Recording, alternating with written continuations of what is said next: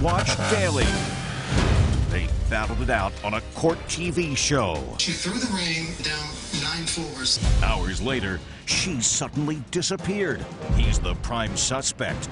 Cops can't find him, but we just did. A scary Crime Watch Daily undercover investigation. How you're being targeted on Facebook. Then, she faked having cancer and suckered people into donating over $100,000. Having cancer helps bring in more money. Now, a sting right here on our set. Have you ever been diagnosed with cancer? And would your dog take a bullet for you? This one took 2 to save her family. You feel as though Charlie actually helped save you? They're the stories you can't find anywhere else. We've got them every day. Crime Watch Daily starts right now. Hi there, I'm Matt Doran and welcome to Crime Watch Daily. Every day we'll crisscross the country to bring you the crime stories making local headlines. From our own team of crime crusaders to our local affiliate reporters, they are the stories you will only see here.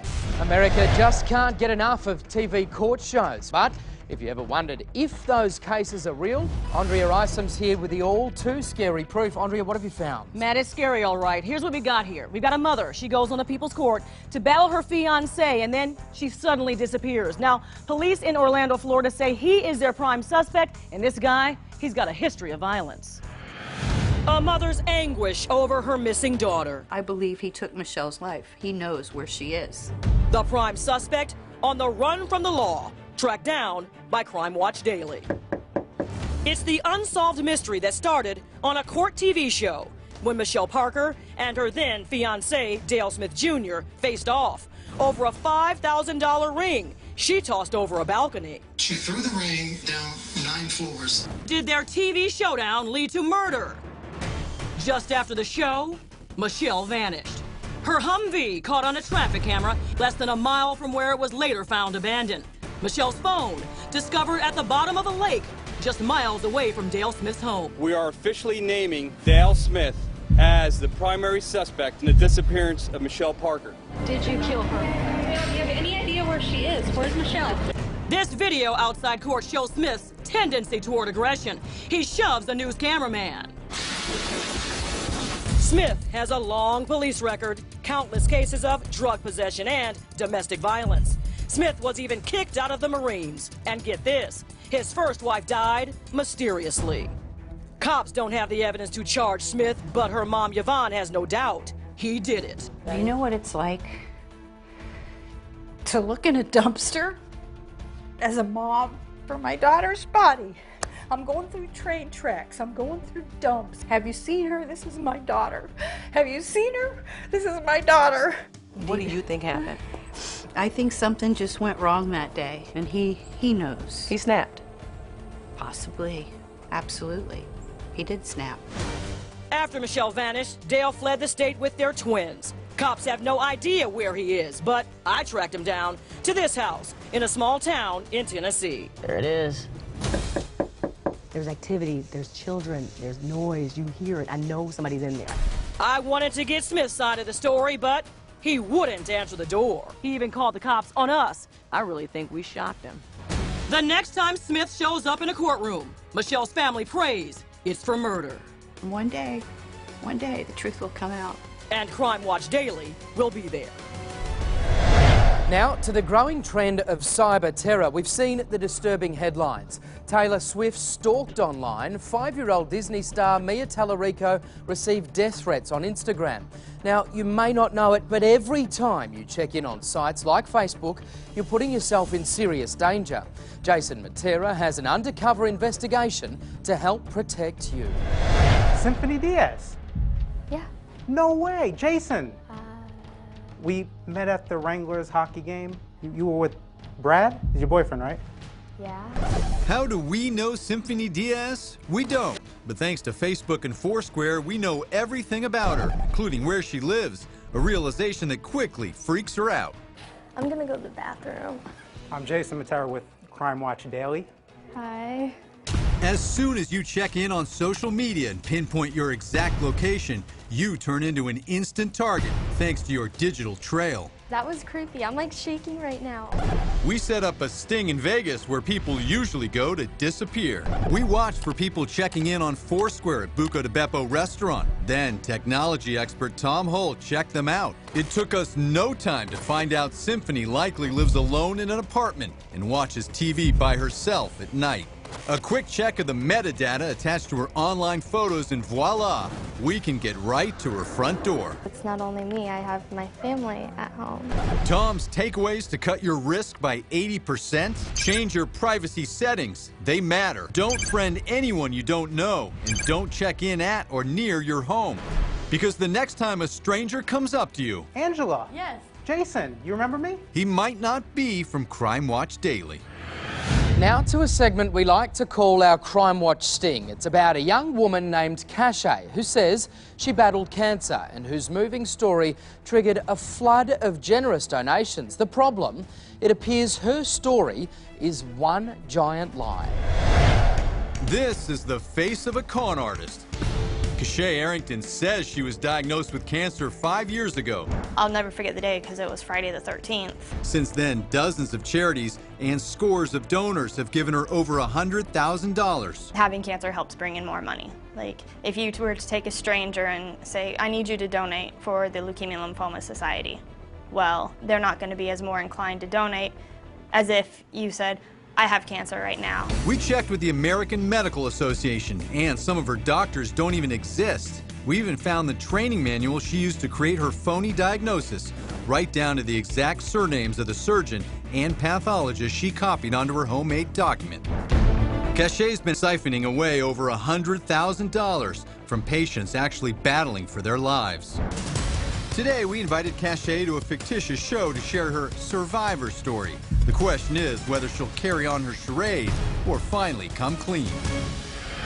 Well, Cache, thanks very much for joining us today, and I guess more than that, for finding the courage to tell your story. It is an incredible one. The costs must have been just enormous of chemo and the ongoing costs as well. Everything, and I lost my insurance after I finished treatment, but the bills still are there. We saw your reference to Vanderbilt University. We've spoken to patients right across the US who rave about the treatment there. What are your memories from Vanderbilt? Do you remember the moment that they told you that terrible news? I didn't know lymphoma. I've never heard of it. I was like really crushed because I didn't know what I was going to do. We did reach out to your initial pathologists, I think Chris Oseen and Sean Long. We were given a statement in which actually said that those doctors do not work at Vanderbilt University. Furthermore, our records show that they've never worked at Vanderbilt University.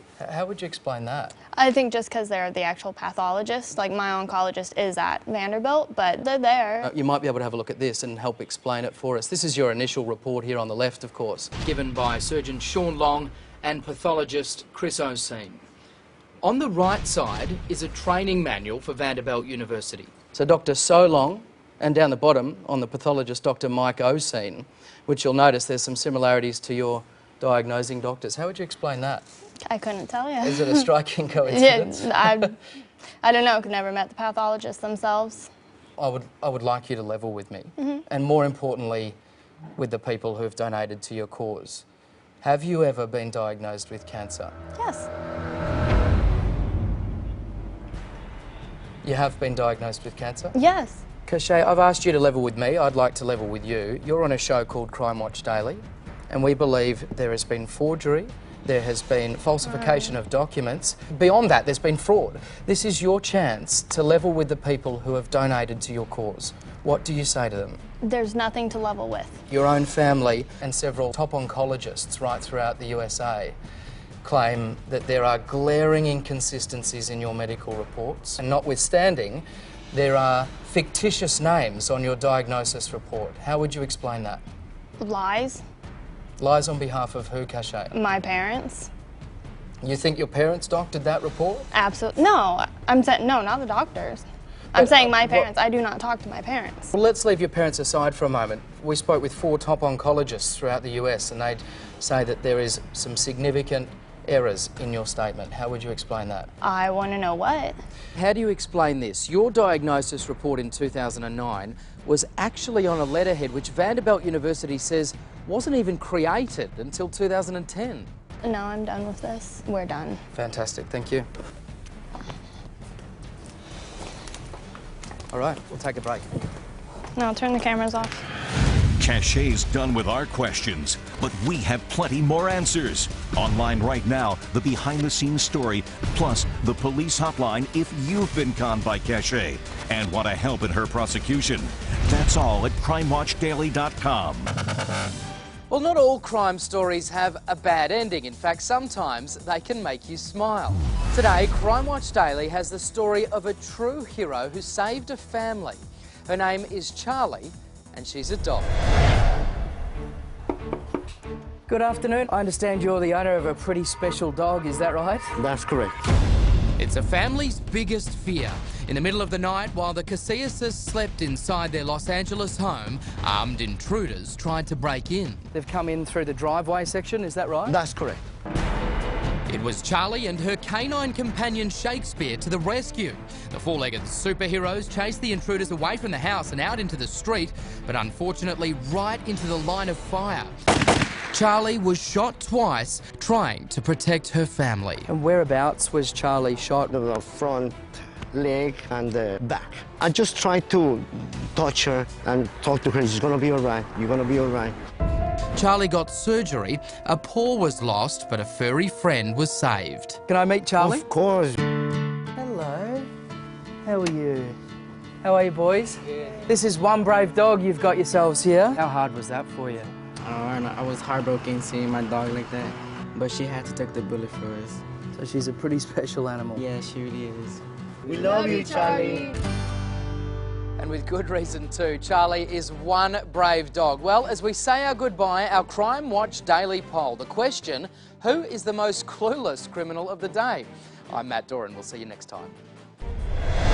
Armed with a hammer, this bungling burglar snuck into this Sandy, Utah shop through a crawl space, set off a silent alarm, and when he tried to escape, he was locked in. And gave up, sitting down on the floor to have a smoke while cops with guns drawn made the arrest. Gotta love these two IQ-free crooks. Hey, why don't I just throw a rock through the window? Wait, it didn't work. Let me try again. Just plain dumb. Now you vote for who's the dumbest at crimewatchdaily.com. We'll reveal the results on tomorrow's show.